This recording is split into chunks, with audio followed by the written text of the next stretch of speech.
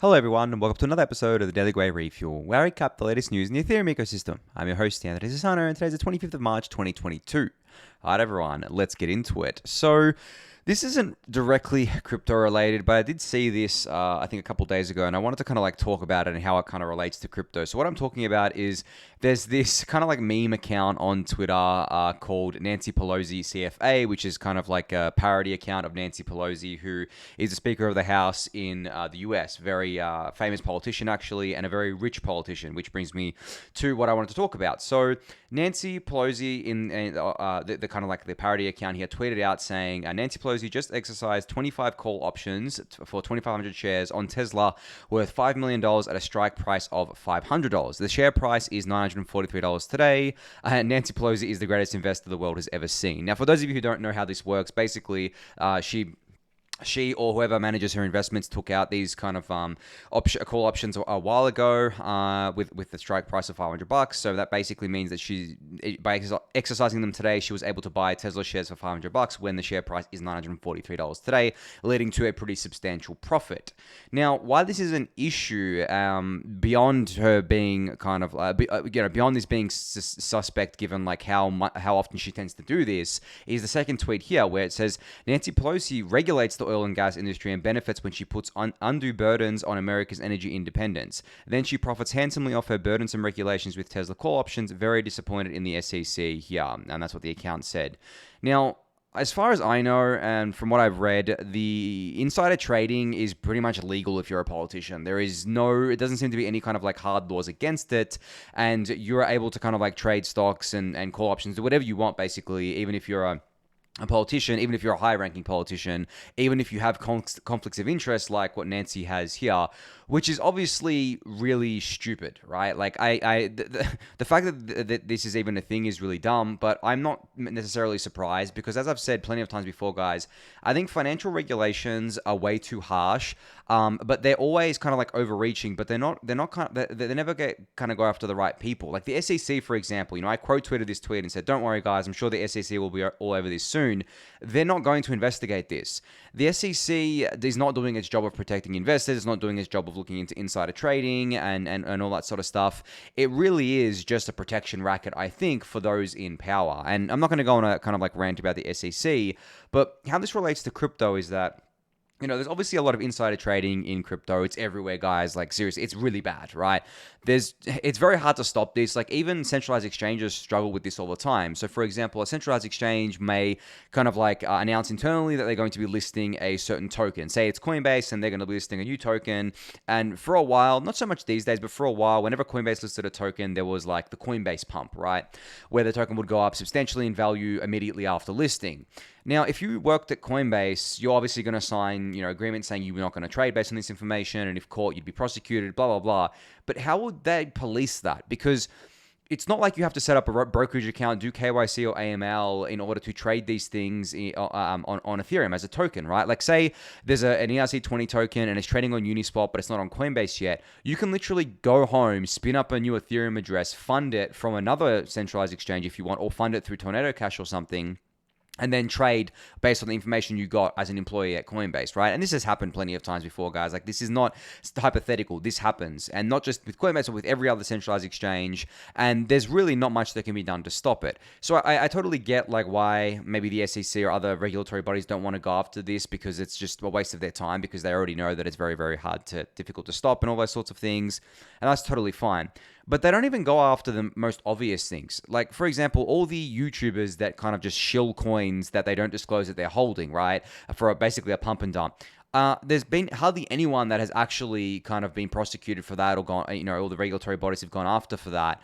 But the regulators continue to go after the legitimate teams building legitimate products like Uniswap Labs. So I think, just looking at all of this together, I struggle to understand why people would want more financial regulation, or why people want financial regulation to begin with, when it's not actually doing its job. We see stories of banks all the time being caught money laundering. They pay a fine, away they go. So many of these things, all these scams, they just end up paying a fine and away they go. Like Block One did it with EOS, paid a $24 million fine to the SEC after raising billions of dollars in an unregistered security sale and wash trading, and that's it. Now they have like a massive BTC treasury, and they're on their merry way. EOS had never amounted to anything, but they're off scot free there, living on private islands, whatever they're doing with that money. So that's crazy in of itself. But there's plenty of examples of this, kind of like especially in crypto, where this just keeps happening again and again and again.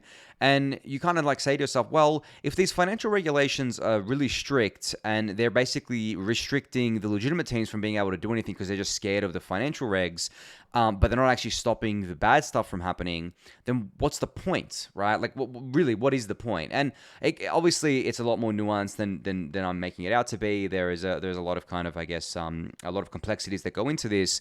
But I'm just so bearish on a lot of those regulations. Like, I don't understand why they exist outside of being a protection racket. Like, honestly, it seems like, especially laws like the accredited investor laws, exist just to protect the already wealthy people, because accredited investor laws is literally a wealth test. If you don't have a $1 million net worth, or you don't earn, I think it's $250,000 a year for 2 consecutive years, and that net worth has to be excluding your primary residence, you're not able to invest in early stage companies like someone else who has that kind of that net worth is.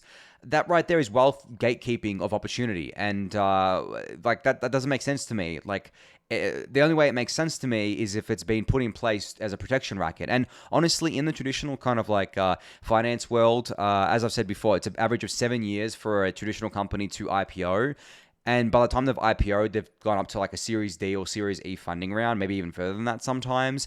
And by the time it hits the stock market, those 100x gains, or 1000x gains even, are completely gone. Like, you may get that over the long term, like decades of holding a stock, for example, if it's relatively undervalued when they IPO. But for most of the time, you're not getting anywhere near that. And you're basically going to be exit liquidity for the VCs and the funds that got in on the earlier rounds because they were able to get in due to kind of like those laws and other things around that. So I don't know, like I would love to hear someone give the bull case or give like a good justification for why so many of these harsh financial regulations exist and why they should exist.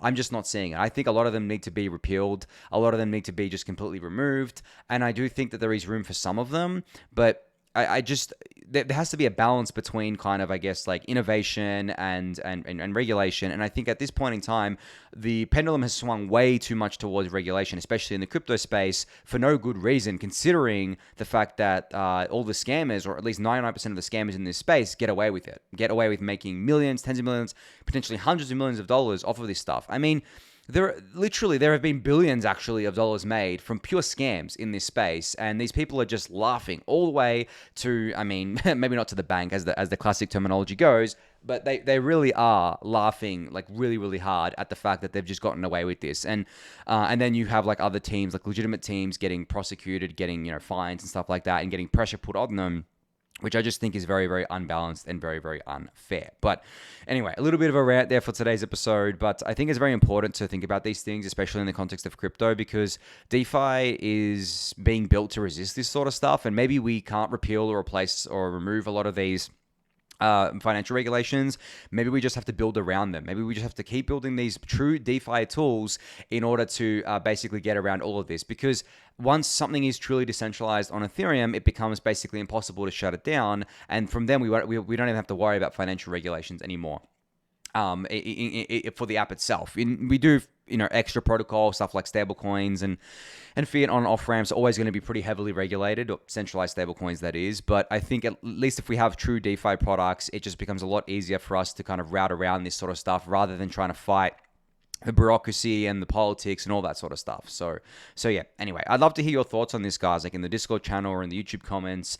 As I said, try and give me the bull case for financial regulations and why you think that that a lot of them should exist, and give me like a positive, and give me some positives of what they've done to outweigh the negatives of what they haven't done, basically. All right, so Crypto Gucci shared a tweet today where they said CNBC ran a segment today around Ethereum outperforming Bitcoin amid new quote-unquote Ethereum 2.0. The narrative around the Ethereum merge is finally getting out in the mainstream media. It won't be long before the world grasps the power of Ethereum. Now, you can see here there's basically a picture being taken of CNBC, and it says Ethereum 2.0 bull case of quote-unquote the merge. The Ethereum network to become more efficient. That's completely correct and kind of like accurate in terms of if you're framing it in terms of the fact that it's using 99.98% less power, but I guess becoming more efficient could be taken other ways, but I'm not going to knock them for that. But then they go on to say it's cheaper to create because it will require less computing power and energy. Now, I don't even know what they're trying to imply here, but I'm guessing like cheaper to create blocks maybe, but no, like I think this is where kind of like the narratives around the gas fees will be reduced at the merge come from. A lot of people seem to think that because proof of work uses heavy computation to produce blocks, or I guess in order to kind of like produce those results in order to have the right to produce a block sort of thing, it means that because proof of stake doesn't do that, you require less computing power, so we get more scale. That's not actually how it works.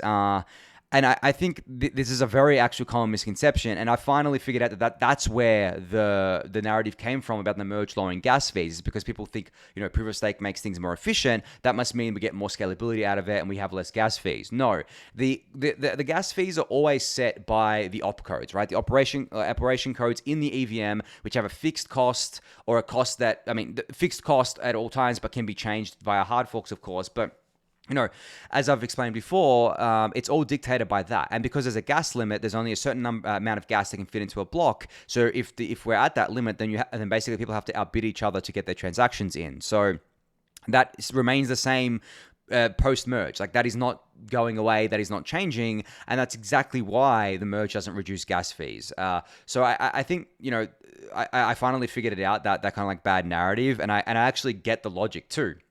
I really do get the logic. It's not just people being stupid. It's people just having this misconception, which we do need to try really hard to kind of like, rectify before the merge happens. But at this point in time, guys, I think that the only thing that's going to happen is that the merge will happen. People will realize that gas fees didn't get lowered because of the merge. The ones who care will go and research more about it and see, okay, how are the gas fees actually being reduced? Things like layer 2 and sharding and other upgrades coming. But then there'll be a lot of people who will just be like, oh, this is a scam, this is a rug, whatever. You can't help those people. They have to help themselves at the end of the day. And then the third point here is crypto's carbon footprint has been a key critique, which obviously it has. As I've said to you guys plenty of times, it doesn't matter at all if Bitcoin or if proof of work is actually good for the environment for whatever reason. I'm not even going to give the kind of like arguments. I'm just going to say it doesn't matter if it is good. The narrative is against it. And not just the narrative, everyone's against it. I think a lot of people really do need to speak to the younger generation, especially the people that are still in their early teens, about what they think about things that use a lot of energy and just climate change in general, and kind of sustainability within the environment. They have a very, very different view, guys. And it makes sense for them. They are pretty much going to be suffering from it for most of their lives. If they're like 12 years old, for example, right, and they live to be 80. They're going to be dealing with the effects of climate change for 68 years, right? And they're looking at that, and among all the other things that they're looking at, like, rising housing costs, rising costs of everything at this point in time, inequality, all that sort of stuff. They're looking at all of that, and they feel kind of an existential dread, even at that young. And, I don't think a lot of people realize this, especially people, older people. Like, I'm almost 30, and I'm just starting now to realize that. But I think a lot of older people in their 40s, 50s, and 60s, the ones who just don't have much contact with this generation, unless it's like directly their kids. But even then, they don't seem to make that connection, and they don't seem to realize just how concerned these people are. So that bad narrative, or I guess bad or good narrative, whatever you want to call it, that narrative around proof of work being bad for the environment is not going to go away. And as I've said plenty of times, I'm so thankful Ethereum won't have to fight this fight. I'm so thankful that we basically get away with it by saying, well, we're merged now, like we're on proof of stake, we don't use mining. And I think from there, it'll take a while for that to kind of like that information to disseminate across the crypto sphere. But I think once it does, it's going to be very, very positive. But it's still cool to see CNBC covering the merge. We're mainstream now, guys. Remember I told you guys that I felt like the merge narrative was really going to pick up steam. Well, in the last 2 weeks, it really has. And it's crazy how fast it happened. But I remember saying to you guys, like, when it starts picking up steam, it's going to be too late to kind of get the alpha out of it. Like, obviously, ETH is back over 3K now. And I really do think it's because of that. But you had plenty of opportunity to buy ETH under $2,500. And even earlier than that, obviously, if you kind of, even less than that, if you had kind of like clued into the merge earlier than that too. But anyway, not going to give financial advice there for you guys. Moving on to the next update here. So something from Dankrad Feist, who is a Ethereum researcher at the Ethereum Foundation. It's a post about client diversity. So it's a blog post titled Ethereum Merge, Run the Majority Client at Your Own Peril. And the TLDR is for reasons of both safety and liveness, Ethereum has chosen a multi-client architecture. In order to encourage stakers to diversify their setups, penalties are higher for correlated failures. A staker running a minority client will thus typically only lose moderate amounts should their client have a bug, but running a majority client can incur a total loss. Responsible stakers should therefore look at the client landscape and choose a less popular client. Now, obviously, I've spoken about client diversity a ton on the refuel, so I'm not going to rehash my thoughts there, but this is a very, very good blog post, basically required reading to understand exactly what I've been banging on about the fact that if you're running the majority client right now, which is obviously Prism, then you stand to lose a lot if there's a bug, and it could incur a total loss, meaning you lose everything if you're staking in your ETH. So that's a pretty big penalty, guys, like when you really think about it. And it's really just as simple as changing over your validator client to the non-supermajority client if you're staking on your own. But if you're staking with an exchange or something like that, encouraging them to change over to something else. And I think once kind of like more customers put pressure on these exchanges, it'll happen. But as I've said before, they move slowly, but I think it's happening in the background. I really do. I think we're going to get Prism down below the supermajority that they currently have, which is 66%. I think we're going to hopefully get them down below 60% sooner rather than later. Ideally, we want to do that before the merge, and ideally, we want them below 50%. We don't want any client over 50%. I'm not just trying to pick on Prism here. But I've explained all this before. I'm not going to rehash it for today. But definitely go check out this blog post for sure, guys. I mean, this is required reading. And this is the thing that you should be reading right now. I mean, pause the video and go read it. That's how important it is to understand this stuff, especially if you're a staker on the Beacon chain here. All right, so Polynya has a new blog post out today, which also is a highly recommended read. So this is their updated thoughts on modular blockchains. Now, obviously, Polynya was the one who basically popularized the modular blockchain term, has been talking a lot about them. It's with the separation of concerns here that I've spoken about a lot, where you separate execution, settlement, and data into different layers, execution being rollups or layer 2s as we call them, settlement being the Ethereum chain and data, Ethereum layer 1 chain, and data also being the Ethereum layer 1 chain. But Polynya has kind of changed his thinking about this, and he wants to add kind of, I guess, like a fourth concern here called history, which I've talked about a lot lately about history expiry and stuff like that, and state expiry and all that stuff, and where that kind of gets stored. And then he goes on, Polynya goes on to, I guess, dive deeper into this and talks about enshrined rollups, which I've mentioned before as well. So I'm not going to kind of like break it all down here, because you do need to read these blog posts for further context on it, I believe, and to get the good explanation of it. But essentially, Polynya's vision, I guess, for the modular, the modular stack is that everything is just Ethereum, right? Execution, settlement, data, and history is all just Ethereum, and nothing is. I mean, the concerns are still separated, but it's separated in a way that it's all enshrined within the kind of like Ethereum protocol itself, so that we have interoperability, composability, and all the good stuff that we're used to, while getting the scalability and security that we all want, right? So highly recommend giving this blog post a read to learn more about that. And I think the overall point of this piece was also to show that there are a lot of hybrid constructions right now, like Validiums and Validity and all that sort of stuff going on. And obviously, there's other kind of like constructions like ZK Porter, what Celestia is working on, what Polygon Avail is working on, and things like that. And I think people are getting confused by calling them rollups when they actually aren't. Like a rollup, so the strict definition of a rollup is something that stores both its transaction proofs and its data on kind of like the settlement layer, which in this case is layer 1 Ethereum. It's not a rollup is not something that will store its data off chain. That is a Validium or some other such construction like a ZK Porter or something like that. So I think it's very important to realize the differences between these things, because at the end of the day, your funds are only as secure as the data, really. And if the data isn't on chain and not on layer one, not available on layer one Ethereum, then you're at the mercy of wherever the data is somewhere else. And there are other solutions like people being able to host their own data and kind of like secure their own data, which is a step above the other solutions. But still, this is kind of like the nitty-gritty of what we talk about when we talk about scaling via the modular blockchains, and getting the terminology right is very important. So I'll link this in the YouTube description, and you can go check it out. I highly recommend giving it a read.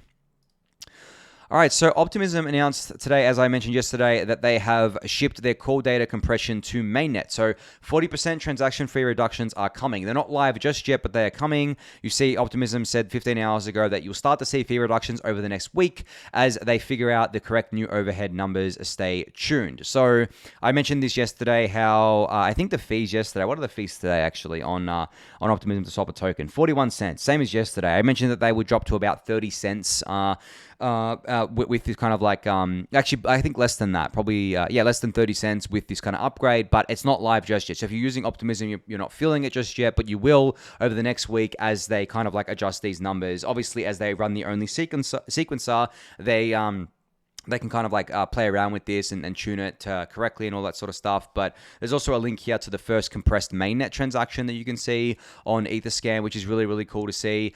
This is awesome, guys. Like, honestly, I think Arbitrum Nitro can't be far behind at this point because of the fact that Optimism has just shipped this. I think they're cheaper than Arbitrum right now because of this, or will be cheaper than Arbitrum. I think they already were cheaper because of their optimizations. Yeah, they're a bit cheaper than Arbitrum, and this makes them even more cheaper. And once Arbitrum does Arbitrum Nitro and a bunch of other kind of like things that they're bringing in, I'm sure we're just going to have like a battle down to like, less than 10 cents, cents on the dollar kind of transaction fees here.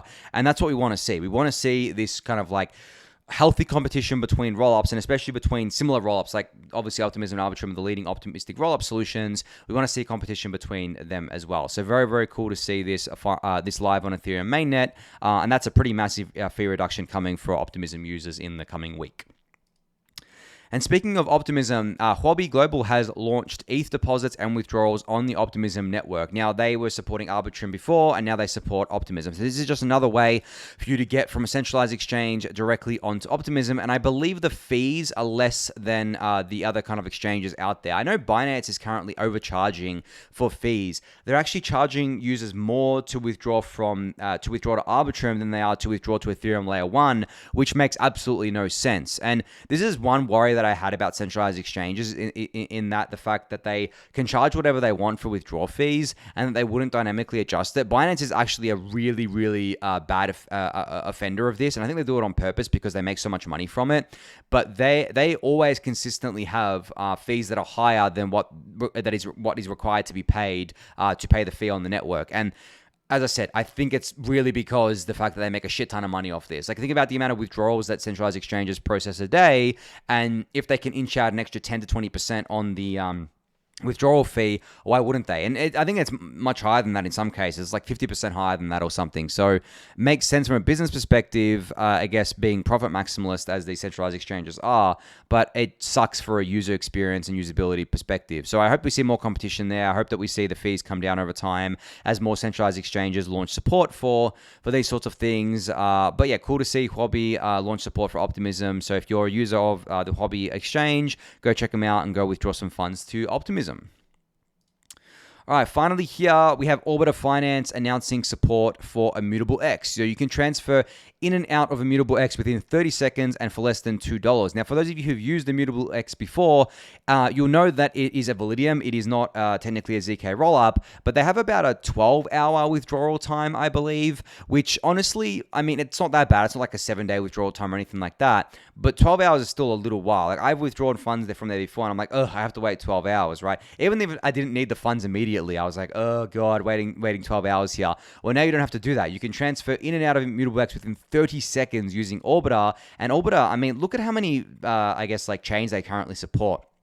Basically, pretty much all the popular L2s, Polygon POS chain there as well, are now Immutable X too, so which is really, really cool to see. So if you want to check this out, you can go to orbiter.finance.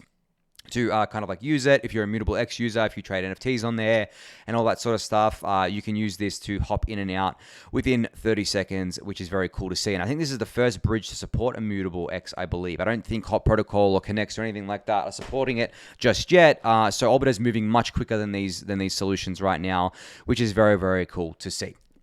All right, so I got a few minutes left here, guys, and I think what I want to cover today, given that I've got a few minutes left, is the market. I did briefly mention before that ETH is back above 3K. It's at like 3150 at time of recording. I don't usually talk about the market too much. I don't give investment advice. I try not to kind of like give any advice like that, and I don't trade. But what I like to do from time to time is reflect on kind of like where we came from, where we are today. I did mention, I think a couple of weeks ago, that I felt really good about ETH because if the war, like in Ukraine, if the Fed rate hikes, if all the uncertainty around the China stuff and more didn't bring us below 2K, I just thought to and with the merge kind of like catalyst coming up, I thought to myself, who's left to sell ETH here, right? Like, who's actually left? Like, in 2018, it was very different. We had ICO treasuries that were selling a shit ton of ETH, right? They had so much ETH left to offload. You could quite clearly point to it on chain and be like, okay, well, these people are going to sell. Let's kind of like front run them. And that's, I think, a big reason why ETH went down as much as it did. But the opposite is actually happening now, where instead of ETH being sold from these kind of like, there's no ICO treasuries to sell ETH, but ETH is actually being hoovered up by the market because you have ETH going into staking at a record amounts right now. I mean, the validated queue is like 11,000 right now, and that's 11,000 times 32 ETH. We have over 10 million ETH in staking. You have ETH being bought up for the merge narrative, right? You have ETH being burnt with 1559, which no one talks about anymore, but it's still happening, guys. We burned 2 million ETH the other day.